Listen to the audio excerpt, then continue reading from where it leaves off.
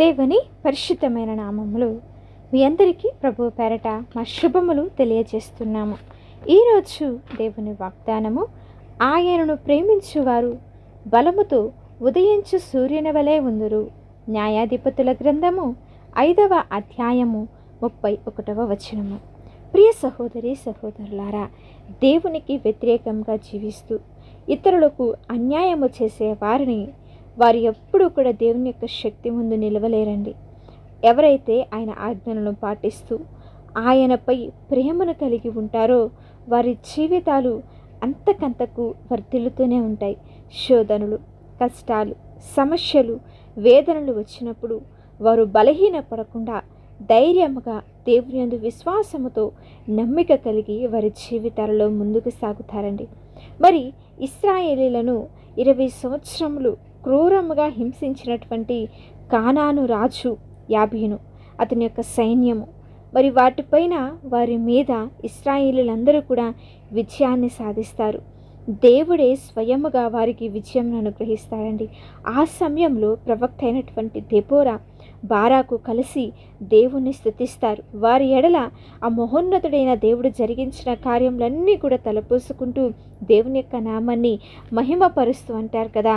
ఎవరైతే ఆయన్ను ప్రేమిస్తారో వారందరూ కూడా బలముతో ఉదయించు సూర్యుని వలె ఉంటారు అని చెప్పి నిజమేనండి.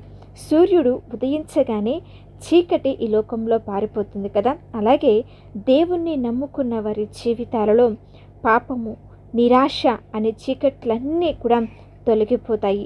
ఉదయించే సూర్యుడిని ఏ విధంగా అయితే ఎవ్వరూ ఆపలేరో, అలాగే ఆయన నిన్ను, నీ కుటుంబాన్ని, నువ్వు చేస్తున్న ప్రతి పనిని కూడా ఆశీర్వదించాలి అనుకుంటే దానిని ఆపటము ఈ లోకంలో ఎవ్వరి తరము కూడా కాదండి. ఎవ్వరూ ఆపలేరు. మరి బైబిల్లో సిసెరాకు అంట 900 ఇనుప రథాలు ఉన్నాయని చాలా స్పష్టంగా లేఖనాలు బోధిస్తున్నాయి. శత్రువు చాలా బలముగా ఉన్నాడు. మరి ఇటుపక్క ఇశ్రాయేలీలందరూ కూడా చాలా బలహీనమైపోయినటువంటి పరిస్థితి. కానీ ఇశ్రాయేలుల పక్షంగా ఎవరున్నారో తెలుసా? సైన్యములకు అధిపతి అయినటువంటి దేవాది దేవుడు ఉన్నాడు. ఆ దేవుని ముందు, ఆయన శక్తి ముందు ఈ లోకంలో ఉంటున్న ఎవ్వరూ కూడా నిలవబడలేరు. మన ఆత్మీయ జీవితాలలో కూడా సాతాను, పాపము, శోధన, అప్పులు, ఆర్థికపరమైన ఇబ్బందులు, అనారోగ్య సమస్యలు అనే శత్రువు నీ ముందు ఎంత బలముగా ఉన్నా కూడా దేవుని శక్తి ముందు అది ఏది కూడా నిలవలేదు అన్నటువంటి సత్యంను ఈనాడు నువ్వు గుర్తించు.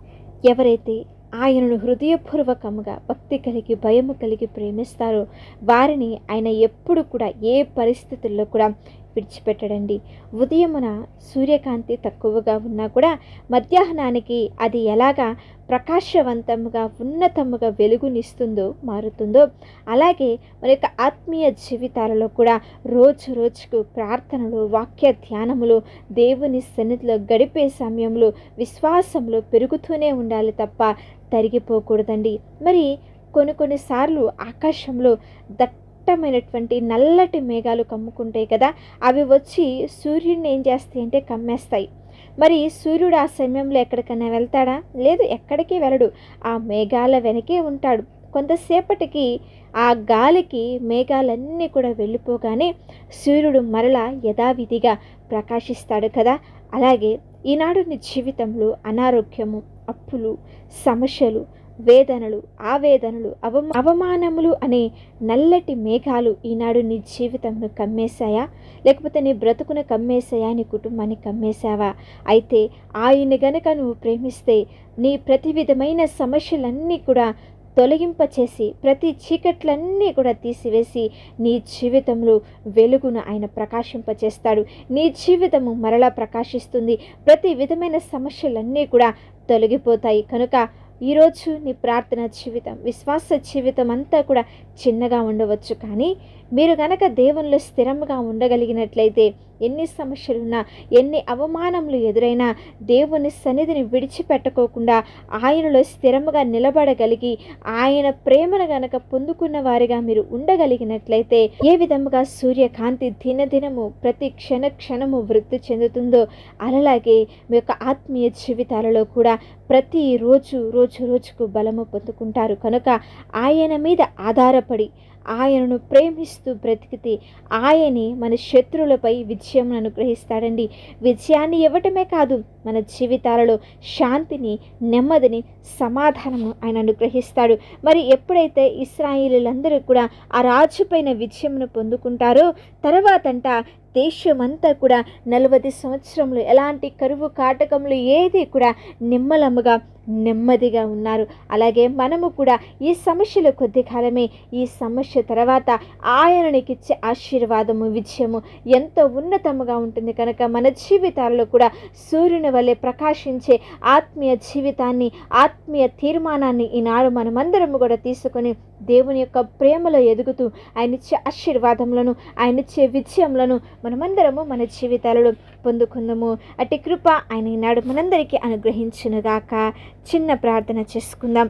ప్రేమపూర్ణుడా, కృప కలిగిన మా గొప్ప దేవ, సర్వశక్తిమంతుడా, సైన్యములకు అధిపతి అయిన మా గొప్ప తండ్రి, ఉన్నతమైన శక్తి కలిగిన, కృప కలిగిన, మహోన్నతమైన మీ నామమునకే స్తోత్రములయ్యా.